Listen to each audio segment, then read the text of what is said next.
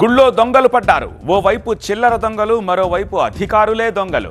కదిరి గంగమ్మ గుడిలో ఈవో చోరీకి సంబంధించిన బ్రేకింగ్ ఇది. సీఎం చంద్రబాబు ఆదేశాలతోటి ఈవోపై సస్పెన్షన్ వేటుపడింది. తిరుమల పరకామణిలో చేతివాటం, శబరిమలలో తాపడం పేరుతో గోల్డ్ తస్కరణ, కంచి బల్లుల గోల్డ్ను కూడా గీకేశారు.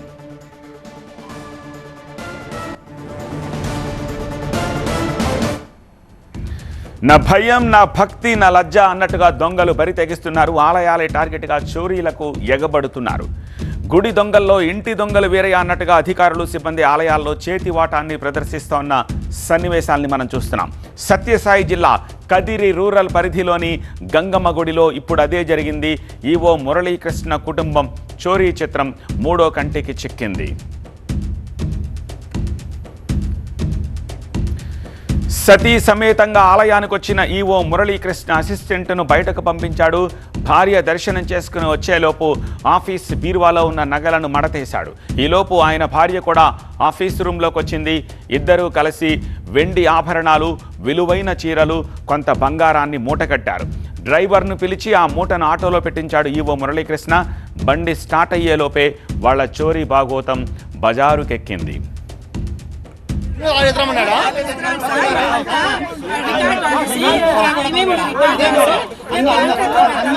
అంతకుముందు ఈవో గారు ఇక్కడే అన్ని మా ముందర చేస్తా అంటే మీరు ఎందుకు పెట్టబోతున్నారు? ఇది తప్పు. మా అంతకుముందు ఈవో గారు ఇక్కడ చేశారు. సరేలే అట్లే కానీ.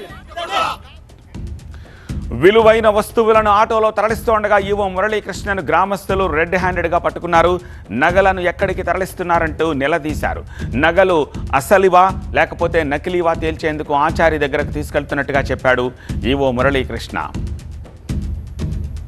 అమ్మవారి దగ్గర ఈవో గారు ఈరోజు ఆదివారం అనేది కూడా తెలియకుండా బ్యాంకుకు లాకర్లు తీసుకుపోతానంటాడు. ఆదివారం బ్యాంకులు ఉంటాయా?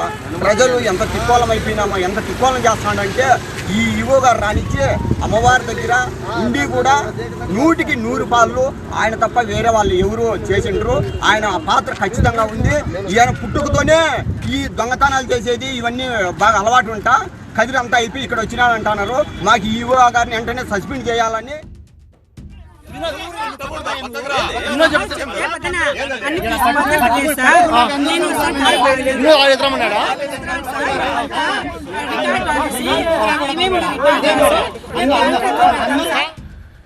ఈవో మురళీకృష్ణ సహా ఆయన భార్యపై పోలీసులు కేసు నమోదు చేశారు. ఆటోలో తరలిస్తోన్న 6.23 లక్షల విలువ చేసే 6 కేజీల వెండి, 2 గ్రాముల బంగారం, 15 చీరలు స్వాధీనం చేసుకున్నారు.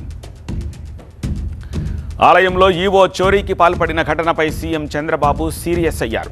దేవాలయాల్లో తప్పుడు విధానాలకు పాల్పడితే కఠిన చర్యలు తప్పవని స్పష్టం చేశారు. ముఖ్యమంత్రి ఆదేశాలతో ఈవో మురళీకృష్ణపై ఎండోమెంట్ అధికారులు సస్పెన్షన్ వేటు వేశారు.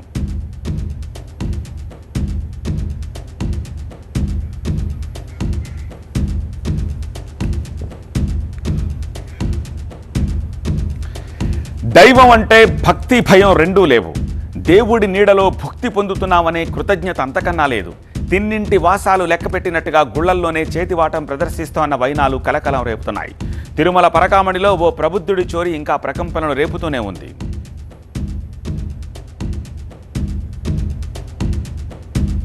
పరకామణి కేసులో దేవుని డబ్బులు కౌంటింగ్ చేస్తూ డబ్బులు కొట్టేస్తే చిన్న నేరం అని చెప్పే పరిస్థితికి వస్తే can you imagine the attitude, the behaviour, the mind set.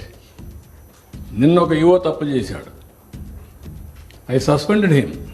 Not only suspend, I will remove him from service. I arrested him. భయం ఉండాలి, భక్తి అయినా ఉండాలి. రెండూ లేకపోతే ఇవే అవుతాయి. హుండీలను టార్గెట్ చేసే చిల్లర దొంగల కన్నా గుడి నీడలో మాటేసిన ఇంటి దొంగల చేతివాటం ఇటీవల సంచలనం రేపుతోంది. తాపడం పేరిట శబరిమలలో తలుపుకున్న బంగారాన్ని గీకేశారు. ఆలయ ప్రధాన ద్వారం సహా ద్వారపాలక విగ్రహాలకు తాపడం మిషతో 4.5 కిలోల బంగారాన్ని మాయం చేసేశారు. ఈ కేసులో ప్రధాన నిందితుడు ఉన్నికృష్ణన్ పొట్టి సహా 9 మందిని అరెస్ట్ చేశారు.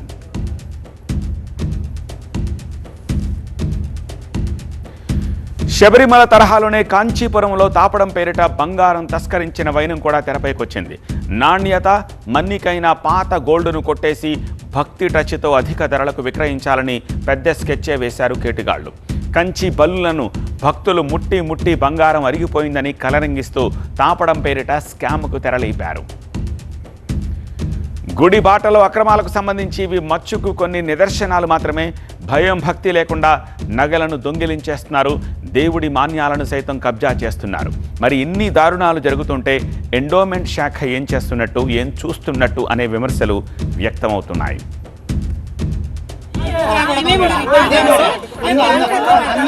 అంతకుముందు ఈవో గారు ఇక్కడే అన్ని మా ముందర చేస్తా అంటే మీరు ఎందుకు పెట్టబోతున్నారు?